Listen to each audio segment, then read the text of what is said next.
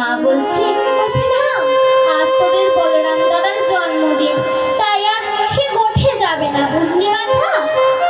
শ্রীরাম রে, আমি একটা কথা বলি শোন, তুইও যেখানে যাবি ভাইকেও সেখানে নিয়ে যাবি, ভাইয়ের সঙ্গ ছাড়া একদম করবি না।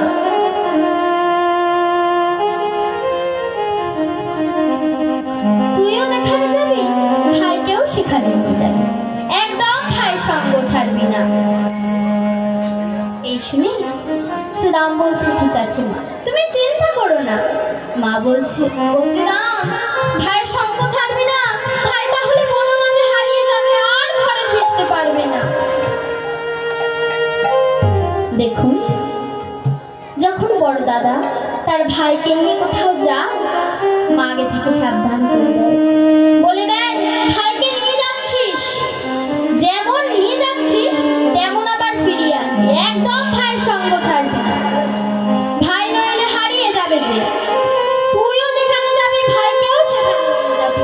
মা দশমতীও এমন ভাবে শ্রীরামের কাছে বলে দিচ্ছে।